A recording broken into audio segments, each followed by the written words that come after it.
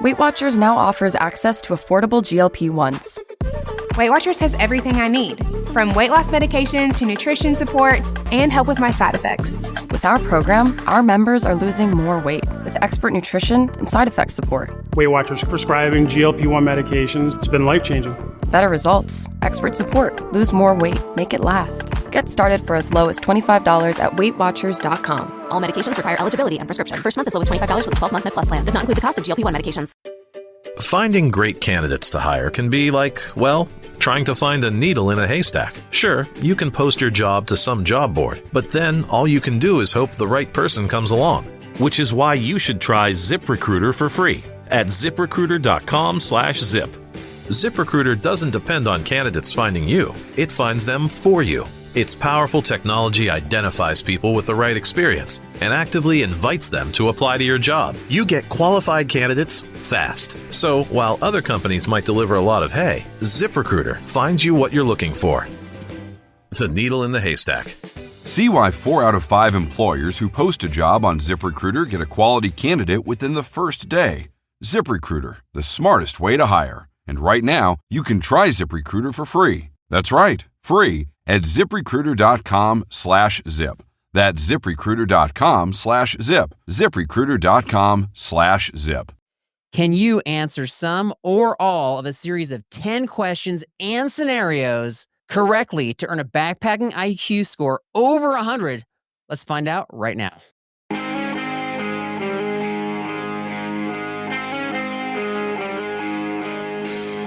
Welcome to the Backpacking Blisters podcast, brought to you by Enlightened Equipment, the company with a 200 IQ in ultralight products. Check out enlightenedequipment.com to lighten your load. With me today is a man from a province where the average citizen's IQ is only 85. Jesse Manti. Ooh. And with me today is a man who is a teacher, but teaches with a lower vocabulary than the students that he teaches. Carl Mandrioli does not even know the word optionality. Unbelievable. I just learned Riz. Does that count for anything? Oh, yeah, that's for sure. That's going in the Webster Dictionary next year, for sure. Have you ever taken an IQ test, like, for real? I have never taken an IQ test for real. I have taken, like, those random little, like, what's your Disney IQ, back when I was, like, a kid and playing random internet games. But other than that, right. Nope. What about you? Have you? No, I haven't. And so, I mean, we're about to, so this counts. I remember seeing every like competition or like contest that you ever like go into. It always says with a skill testing question you have to pass, you know? And I've always been afraid of like, what if you like win like $1 million? And then at the end of it is like the skill testing question that I'm like, I have no idea what this answer is. I have actually had to answer one of those skill testing questions. For what? Yeah, for winning a competition, winning a contest. Yeah, it was not as hard as I thought. It was like basically a basic math question with brackets and multiplications in the brackets, and you have to know the basic bed maths, you know? So the skill is math. Yeah, the skill was math. Okay. And I've actually done 2, and both of them were math. I think it's just to prove that you're not a computer, but apparently computers can't do math. Well, or maybe I don't know, maybe the brackets are like hand drawn and not typed in, so then it confuses them. You go. I was thinking like more like there's like an axe, a hunk of dirt, and then like a stick, and they're like, make fire with this, and you had to figure out how to do that or something. Yeah, record yourself starting a fire with the bow and drill method, and we will know you're not AI. Yeah, it sounds legit. For sure. Well, that could be the skill testing question for our future competitions, which I was going to tie into IQ, but this, I guess, isn't a competition. It's, or is it? I don't know. We'll see. We'll see how you interpreted like this IQ test to see if the backpacking knowledge, if their backpacking IQ is over 100. We're going to find out. So, will there be a skill testing question at the end of this skill testing questions is what I want to know. That's all I want to know. I don't have my questions memorized. I got to look at it. So yeah, me too. But you said that you had a better Bible verse than I did on one of the last episodes. So I just assigned you the Bible verse for this episode. So what you got for IQ? I do. I got one. In fact, because in honor of the IQ test, I'm going to test your Bible IQ. Are you ready, Carl? Okay, go ahead. In all matters of wisdom and understanding, about which the king examined them, he found Daniel and his friends how many times more wise than all the magicians and astrologers that were in his realm? How many times, Carl? I've studied Daniel recently, or relatively recently, and I still don't know the answer. The verse is Daniel 1:20 if you want to look it up. Yeah, I'll go 3 times as wise. 10 times as wise. 10 times. So my question is, after people listening to this podcast, this IQ podcast on backpacking, will they be 10 times as wise in the realm of backpacking if they were tested on it? No, we're not. This is not an instruction based. No. We're testing them. This is an assessment. No, exactly. Assessment. Assessment. But even if we're going to give the answers, right? Or are they just not going to have the answers? So yeah. So they could learn something. Will they be 10 times wiser? Nobody learns anything on this podcast. All they do is they tell us why we're wrong. And that they don't like the Bible verse. We're like, I want to carry my 50-pound pack, and you guys don't know what you're doing with your 20-pound packs. So I think I recently commented on one of the comments on the YouTube, and specifically they said, I take this. It was on our things you should leave behind, and they're like, I take this, I take this, I take this. And I was like, basically, the only thing you don't take is our advice. Yeah, I saw that. Yeah, because that's what this podcast is about, is people aren't trying to learn. They're trying to figure out how wrong we are, probably more specifically how wrong I am. Yeah, well, that's my goal in life too. How wrong Carl is why I'm really here. Is remember, I'm going to hold your feet to the fire, and I'm going to prove that you're wrong. We're going to find out, because we're going to put each other to the test. I have 5 questions. You got 5 questions. And I don't know your 5 questions. You don't know mine. And then at the end, I've got a scale which determines kind of how people rank based on the number that you got right. So if you're playing along, keep track with how many you got right. You got to use the ones that we say are right, whether you like the question or the answer or not. And then that will determine your, generally speaking, your IQ. Okay? Absolutely. Your backpacking IQ, just to be clear. You shouldn't, don't use this on a resume. Not legitimate. I think if you score well, you could use it on a resume. Yeah, maybe I can. Yeah. Hey, if it's a backpacking resume. We got 10 questions. Yep. And then you get a bonus, extra credit IQ question. Yeah, it can boost your IQ, Yeah, make you a little bit smarter. Just a little bit. Number 1, first IQ question. Pack it in, pack it out means pack out everything you bring except A, nothing. Seriously, pack it in, pack it out. No exceptions. B, your human waste products. C, flammable garbage. Well, it depends on where, but in most national parks, the answer would be B, everything except your human waste. That is correct, my friend. I thought you were going to get that one wrong. Oh. Yeah. Because if you're packing in the water, you're not packing out that same water typically. You're not going to pack out your pee. Oh, that's a good point. Yeah. Yeah, that's a good point. I don't think there's any national parks that require you to do that. Can you imagine? I bet that's there's coming one. to Yosemite in 2027. Collect it. You got to bring a pee bottle, and it's got to be large. Which bottle do backpackers prefer to pee in? Okay, we're getting off topic already. We could do gear comparisons, gear reviews on your pee bottles. No. Okay. Hey, you'd have a whole new backpacking catheter market cornered right there. Anyways, question number 2. What is currently the most popular tent on the trail? Come on, you don't know this? Wait, is there multiple choice? No, it's just flat out answer. I have other multiple choice ones, but not this one. The most popular one? Yep, on the trail. I know the one that gets discussed the most on social media, on podcasts, on YouTube, but I don't know that I see that tent the most out there. Okay, there is evidence to back this up. Okay, I would say the Durston X-Mid's the most popular discussed. Is that your final answer?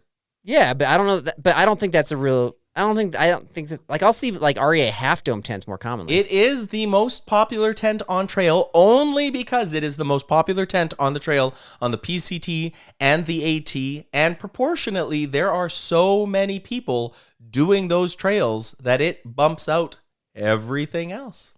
Yeah, I don't even think they're really bringing those. I think after a while they ditch the tent and they just wrap themselves up in a rainfly. Well, that's the CDT. That's the CDT close, but not on the PCT and the AT. We've been on those trails recently. Ditch the tent and go on an AT. Or not the AT. But we've been on the PCT and the CDT recently. And anyway, and you have seen burrito rain gear sleepers. Just people telling us they're doing that. Okay, well they're crazy. It's true. There are crazy people doing that. I'm not like looking for them. What's that person wrap in the bushes? You know what is not the most popular tent on trail is a rain fly that they're wrapped themselves into. Okay, that's what we do know. Okay, Carl. Here's what I think is really the answer. Is I think that's the most popular one because I think people are buying that a lot. But I think a lot of the people that are like way into buying gear and things don't really go backpacking all that much, if ever. That's my thing. Yeah, that's true. Like, there's probably market research that you could do of like what's the most purchased tent in history, but I didn't dive that deep. I don't care that much. Come on, let's be real. Fair enough. Number 3, what is the proper configuration to hang your food from a bear? A, on a sturdy branch, 20 feet high, food bag is 12 feet up and 8 feet below the branch. B, 2 bags are counterbalanced, 12 feet up and 8 feet below the branch. C, this is never going to work, so don't waste hours trying. Correct answer, C. Yes, 100%. But make a YouTube video because lots of people will watch so that you can get the views on how to do it, but nobody knows how to do it. Oh my gosh, nobody does. Like they drew diagrams because they couldn't take pictures or videos of it, so they just drew it. They're like, just do this. In Canada, we've just assumed that everyone's too stupid, and we put bear lockers everywhere. And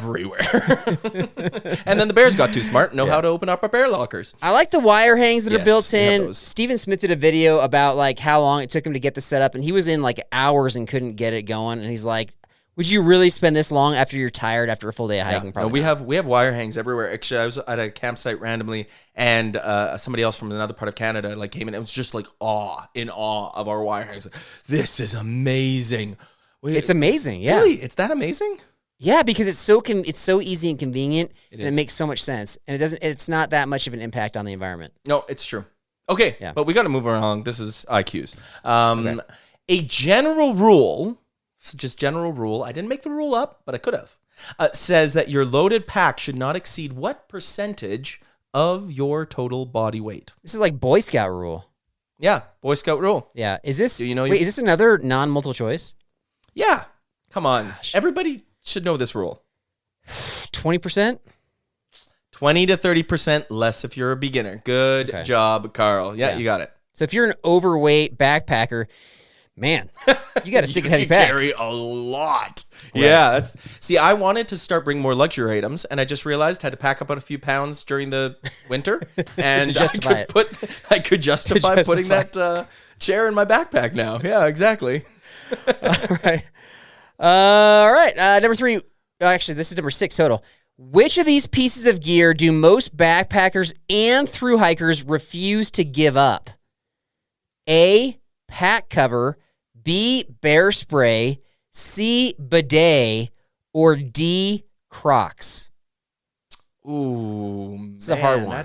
That is a tough one. So, okay, so which piece of gear do backpackers least likely or don't want to? I was a little more strong, just simply refuse to give up. Like, refuse. You're going to see, we could maybe convince them on some of these, but not this one. This one is it's just coming. See, I know what I would say. I would say the bear spray. We all know that. I'll bring that thing to like Antarctica, just in case I need to chase some penguins away. You know, like I just can't get rid of it.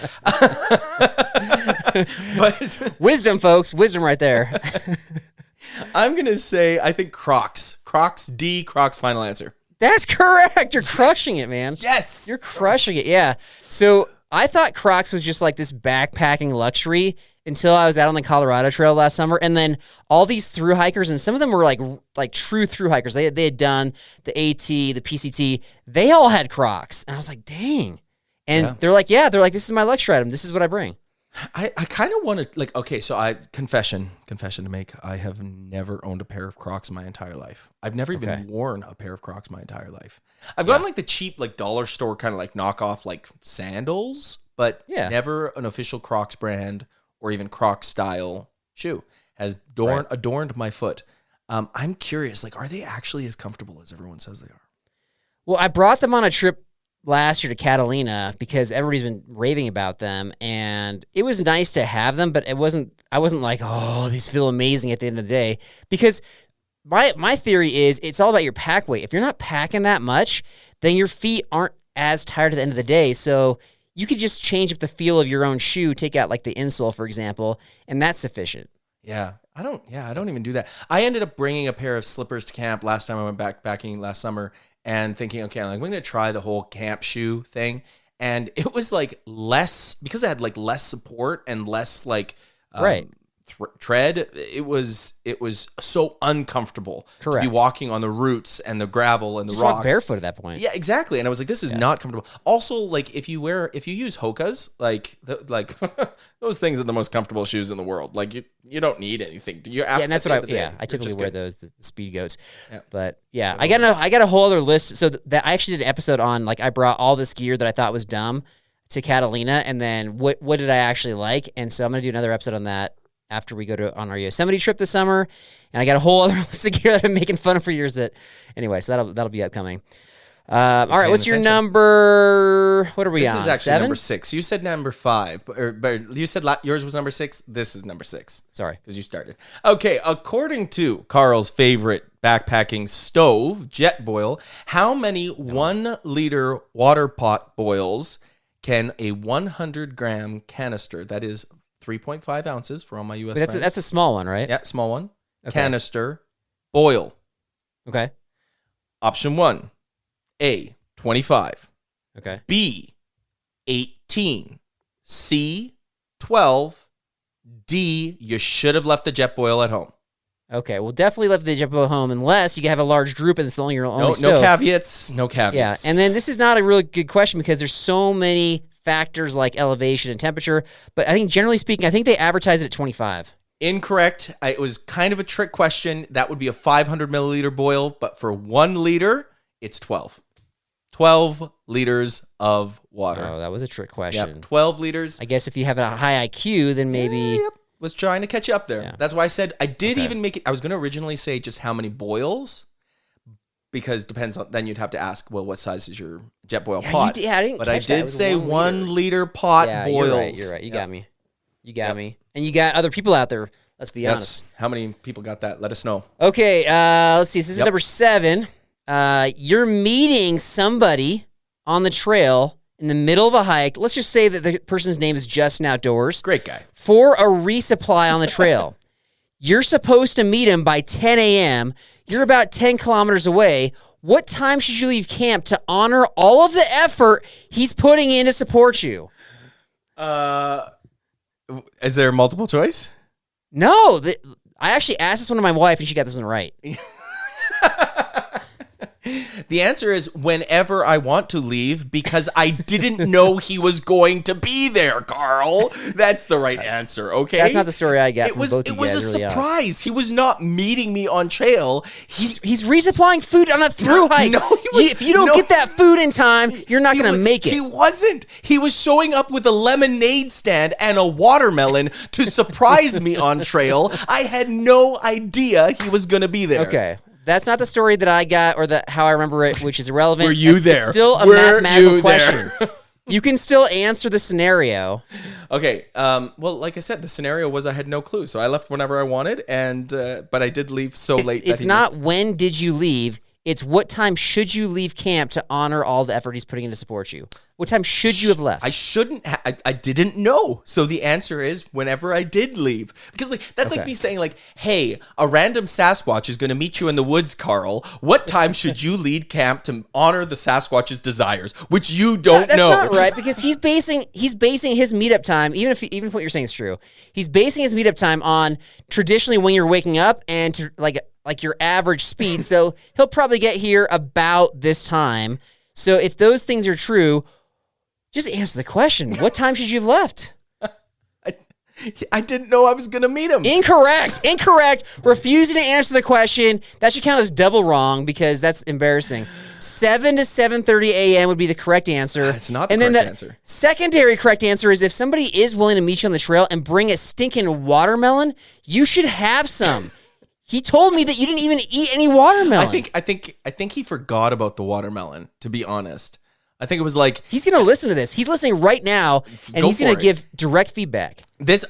We should have him on to rehash this. This is such a highlight of my through hike. I love this moment. But yeah, I'm pretty sure we did everything, and then as we were walking away, he was like, "And I got a watermelon." I could be wrong on that. I'm mixing it up a little bit, but I'm pretty sure that's what it was. And then I was like, at this point, I'm leaving. I have to make it to camp that night, and I'm like, I'm not going back to grab a watermelon and carry a watermelon to camp.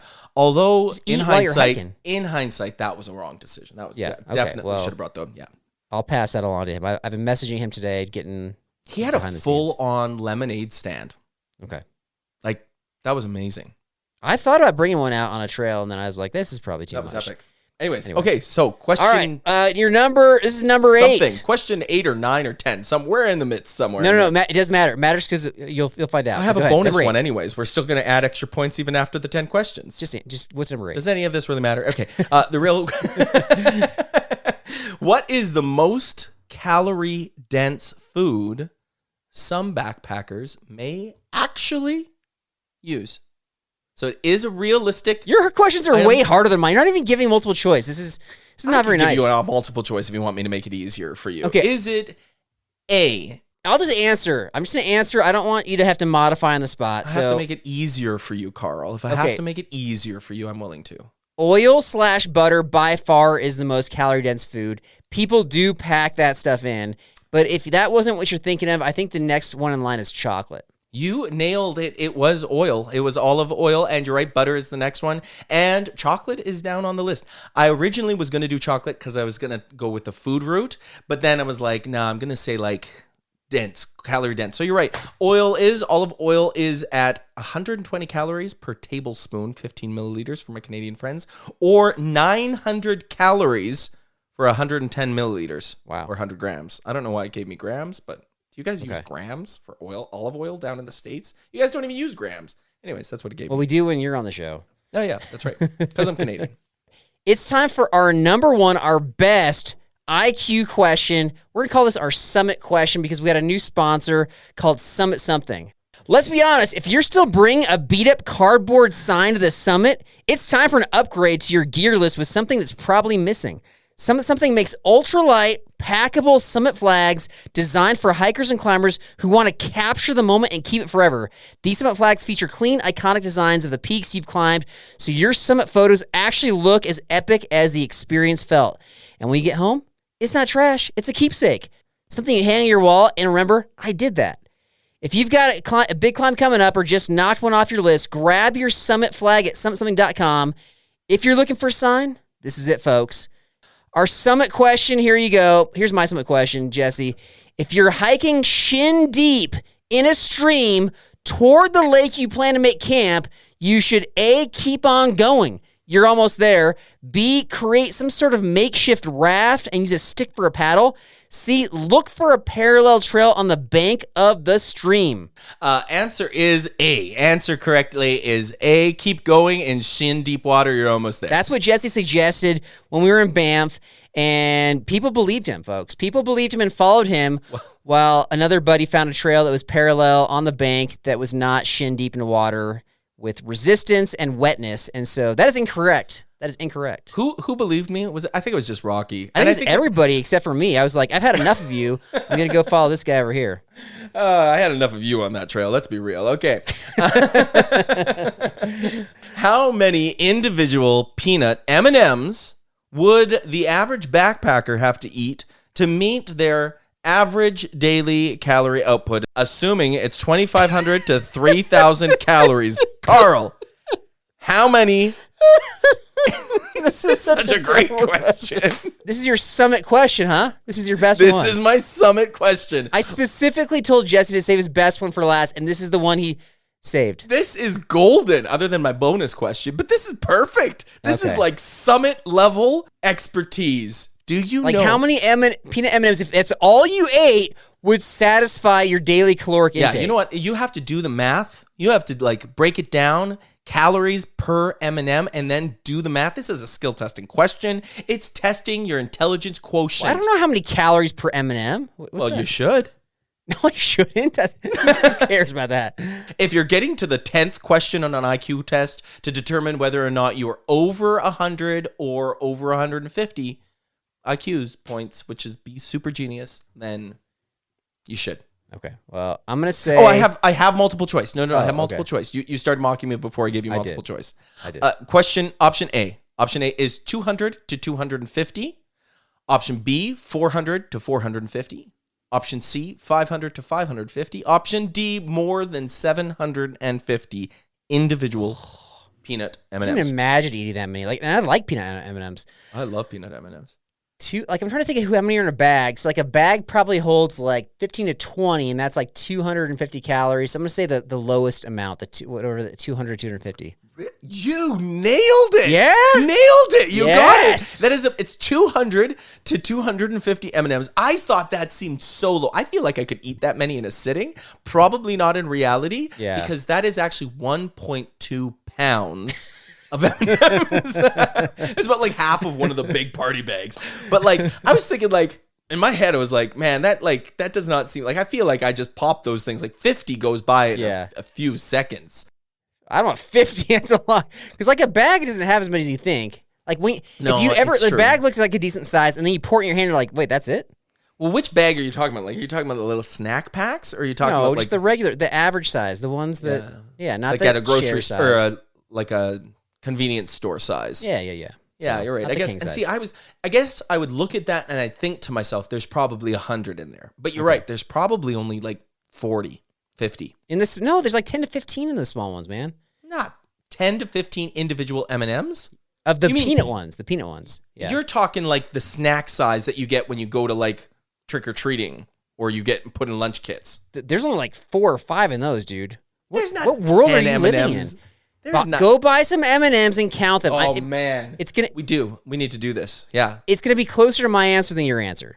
Okay. I don't think so. It's got to be close to 40. Okay. Anyways, 40. I didn't think it seemed like a lot. I thought I was going to for sure throw you off with 200 to 250 because I thought it was going to require like a lot, 500. I asked somebody this question. Their instinct was 1,200. Yeah. Well, yeah, just out the gate. Okay. Yeah. All right. What's your bonus one? What's your extra credit one? Because there's, as we know, there's a lot of extra credit questions on IQ tests. Bonus test. Do you ever make tests for your students with bonus questions? Oh yeah. That's their favorite part.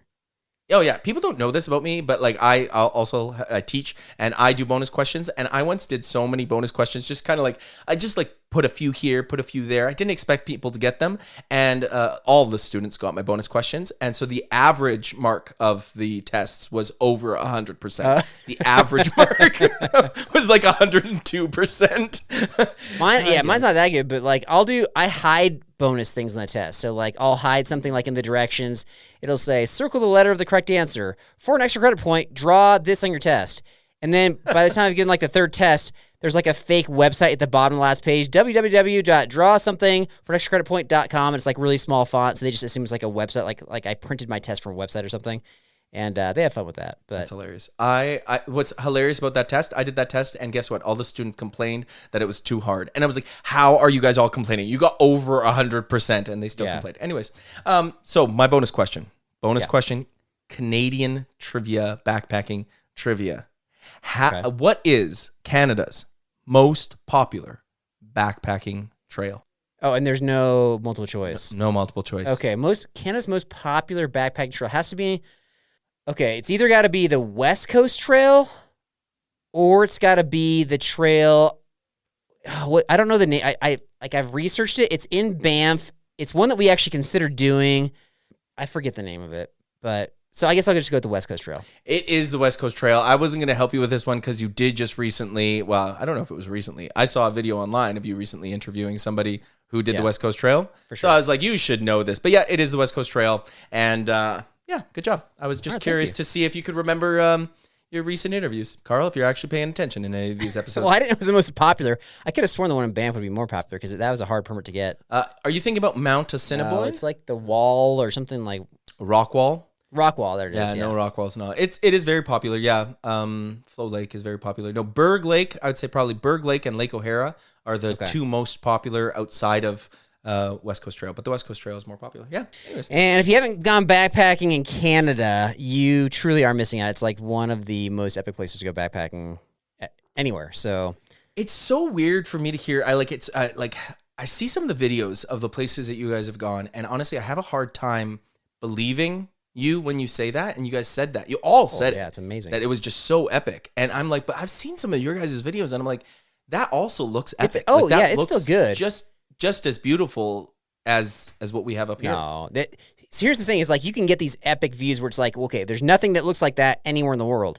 But then you've been hiking for 5 miles in the forest, and Meanwhile, if you're in Canada, a lot of times you're just like, well, I've been hiking for 5 miles with epic views for 5 miles, and you're like, it's just amazing. That's true. So yeah, if you guys ever come up, Rockwall that's on my list. Like that. Rockwall is man, it is just. I'll do that. It is. There's so much elevation, but it's beautiful. Anyways, nobody cares about this. Let's Okay. come back. Okay, so if you got 9 or 10. Then you have over 100 backpacking IQ. I guess technically you could have gotten 11, so I'll say you got more than 140 IQ. If you got 8 right, you got right around 100 IQ. 7 or less, we're going to say that you need a backpacking learning plan with support to make it through a trip. 7 or less. So you and I barely made it. We are just average backpackers. Is that correct? No, I think I did. I think I got 1 wrong, but then I got the extra credit. Well, so I feel like I'm pretty good. I shouldn't have given you that. You didn't have the opportunity for an extra credit, so But I got 1. No, you only gave me 1 wrong because you didn't like my answer of what time I left in the morning when Justin was surprising me and I didn't know about it. All right, I've got for you IQ trivia coming up right after this. Okay. This episode is brought to you by Progressive Insurance. Do you ever think about switching insurance companies to see if you could save some cash? Progressive makes it easy. Just drop in some details about yourself and see if you're eligible to save money when you bundle your home and auto policies. The process only takes minutes, and it could mean hundreds more in your pocket. Visit Progressive.com after this episode to see if you could save. Progressive Casualty Insurance Company and Affiliates. Potential savings will vary. Not available in all states. Weight Watchers now offers access to affordable GLP-1s. Weight Watchers has everything I need, from weight loss medications to nutrition support and help with my side effects. With our program, our members are losing more weight with expert nutrition and side effect support. Weight Watchers prescribing GLP-1 medications. It's been life-changing. Better results, expert support, lose more weight, make it last. Get started for as low as $25 at weightwatchers.com. All medications require eligibility and prescription. First month is always $25 with a 12-month Med Plus plan. Does not include the cost of GLP-1 medications. Warning, the following ZipRecruiter radio spot you are about to hear is going to be filled with F words. When you're hiring, we at ZipRecruiter know you can feel frustrated, forlorn even, like your efforts are futile, and you can spend a fortune trying to find fabulous people, only to get flooded with candidates who are just fine. Fortunately, ZipRecruiter figured out how to fix all that. And right now, you can try ZipRecruiter for free at ZipRecruiter.com/zip. With ZipRecruiter, you can forget your frustrations because we find the right people for your roles fast, which is our absolute favorite F word. In fact, 4 out of 5 employers who post on ZipRecruiter get a quality candidate within the first day. Fantastic. So, whether you need to hire 4, 40, or 400 people, get ready to meet first-rate talent. Just go to ZipRecruiter.com/zip to try ZipRecruiter for free. Don't forget, that's ZipRecruiter.com/zip. Finally, that's ZipRecruiter.com/zip. Trivia's back, folks, brought to you by Magnet Designs. Check out their Bend Alpha sleeping bag liner that also works for quilts. You can add it to your bag or quilt to increase the warmth rating without having to buy a whole new setup. It can be used by itself if you're going on hotter summer trips or if you just want to take a daytime nap. At 7 or 8 ounces, the Bend Alpha Liner can be a versatile piece to your gear collection. Check it out by Googling Magnet Designs. All right, so we're going to keep track of wins and losses with Jesse here. More update on that later, but let's just jump into IQ trivia. We got to set like parameters and stakes. We got to do all of that. We haven't even talked about that. We haven't had a chance to discuss it. So we got to set punishments. I could say like buy M&Ms and count them, but that's too short term. We got to do something bigger than that. All right, number 1. What does IQ stand for? Intelligence quotient. Yeah, I didn't even give you multiple choice. That is correct. Oh, yeah. Okay. All right, number 2. Records suggest that if you have an IQ over this number, it is an extreme outlier and possibly invalid. Oh, wow. A200, B180, C160, D10. If you have it, you specifically said over this number, correct? Yeah, over. I was gonna say if you got 10, you're probably doing something wrong. It's probably wrong. But no, over. I'm gonna say like 180. I don't think. I think over 180.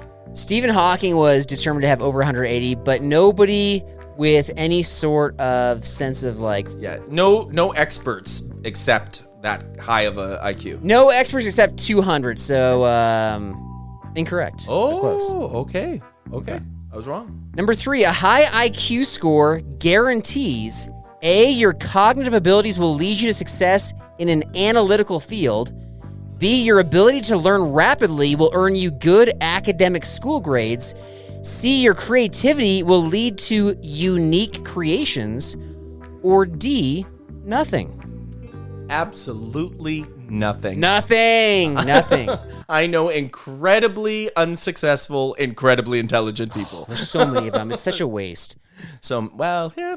Some of the smartest people that I know are just like, they're just wasting their intelligence. Yeah. I know a guy, he's like, well, I won't say names. Well, he works at a golf course. You're about to say names. He just mows grass. Guy was crazy smart too. But there's like almost a point where you become so smart that you begin crossing into the like actually kind of dumb phase where you start. Yeah. Anyways, I don't know how to explain it, but it's true. It's a thing. Okay. I got a few tidbits, my friend. First of all, I just want to quickly update Strava. I've mentioned Strava on the show, and I said like, hey, if you want to follow me on Strava, like I'll make one of my running sessions, biking sessions, like a prayer.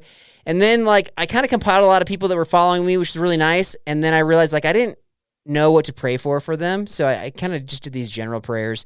And so then I basically just had them unfollow me and said, if you want to follow me again, great. If you're going to refollow me, just let me know what you want me to pray for. Just let me know. And so I had people that kind of signed back up, and nobody told me. They didn't follow directions. So I thought you were gonna say, and nobody signed up. I'd be fine with that. Like it's weird to be on like so many people's radar when you're like just exercising. So yeah. I'm gonna just like have you unfollow me again unless you tell me. You can message me any which way. But yeah, happy to pray for you, but just tell me what's going on. So there's that, and then like a couple months ago, it's been a while.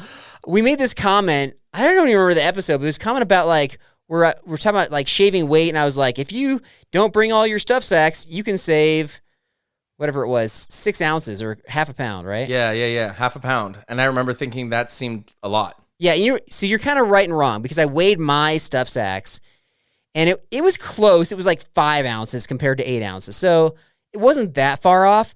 But then Doug from California said that he weighed all of his stuff sacks and bags, and they weighed over 12 ounces.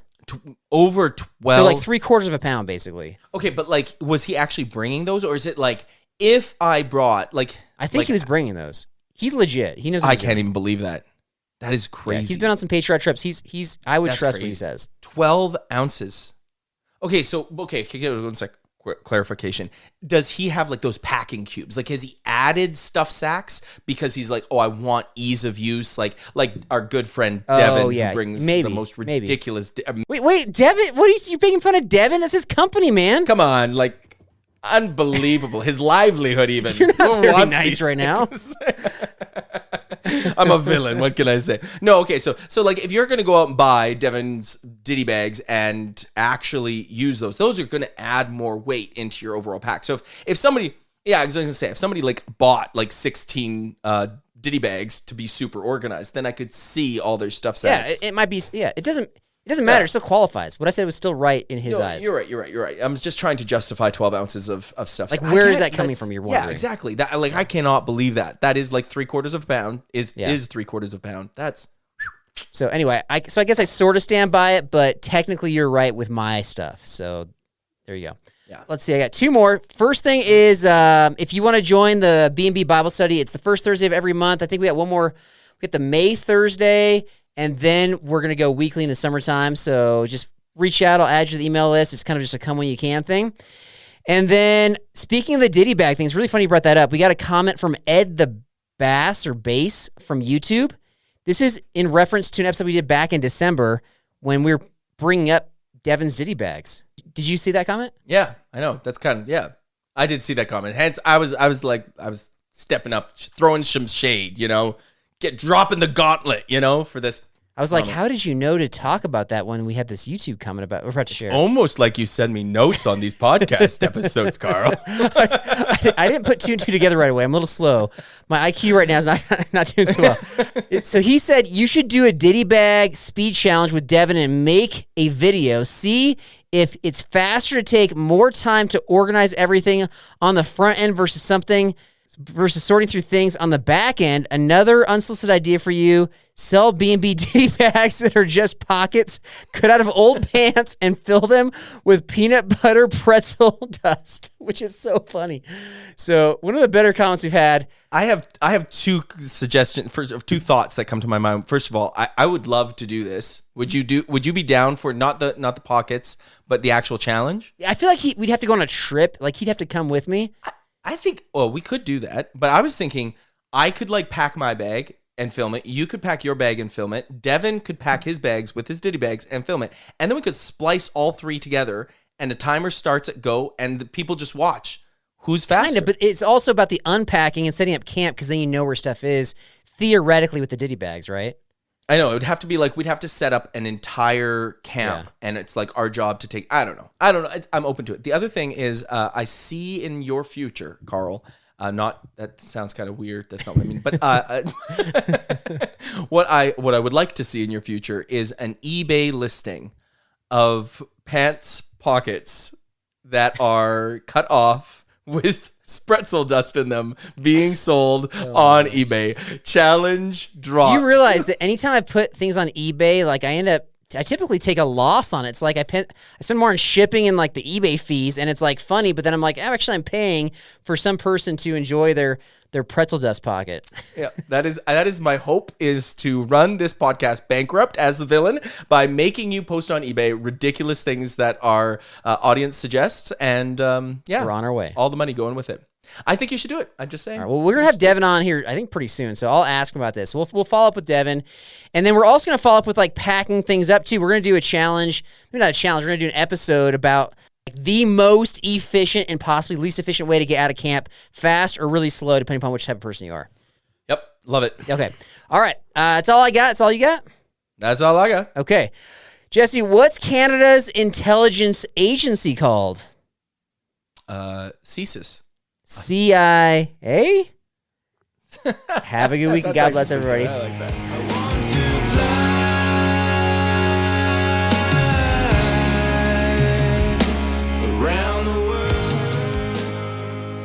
Yo, B&B. It's good to take tests every once in a while. I know some people cringe at the sound of the word test or the mention of the word test, but I think every backpacker should take a backpacking IQ test, but not a typical backpacking IQ test. I think you should take a backpacking IQ test that answers 3 simple questions that you could just say yes or no to. Question 1, do you like the outdoors? Question number 2, do you like being on a trail? And question 3, kind of a 2-part question. Do you like being in the outdoors and being on a trail for an extended amount of time? This is Rock saying that if you answered all 3 of these, you passed the backpacking IQ test as far as I'm concerned. Thanks for all the prayers for Jennifer, everybody. She is now driving, praise God. It's a miracle. There's no way this would have happened without all of you praying. God bless you guys, and hopefully I'll see you on the trail. Weight Watchers now offers access to affordable GLP-1s. Weight Watchers has everything I need, from weight loss medications to nutrition support and help with my side effects. With our program, our members are losing more weight with expert nutrition and side effect support. Weight Watchers prescribing GLP-1 medications. It's been life-changing. Better results, expert support, lose more weight, make it last. Get started for as low as $25 at weightwatchers.com. All medications require eligibility and prescription. First month is always $25 with a 12-month Med Plus plan. Does not include the cost of GLP-1 medications. Finding great candidates to hire can be like, well, trying to find a needle in a haystack. Sure, you can post your job to some job board, but then all you can do is hope the right person comes along. Which is why you should try ZipRecruiter for free at ZipRecruiter.com/zip. ZipRecruiter doesn't depend on candidates finding you. It finds them for you. Its powerful technology identifies people with the right experience and actively invites them to apply to your job. You get qualified candidates fast. So while other companies might deliver a lot of hay, ZipRecruiter finds you what you're looking for. The needle in the haystack. See why 4 out of 5 employers who post a job on ZipRecruiter get a quality candidate within the first day. ZipRecruiter, the smartest way to hire. And right now, you can try ZipRecruiter for free. That's right, free at ZipRecruiter.com/zip. That's ZipRecruiter.com/zip. ZipRecruiter.com/zip.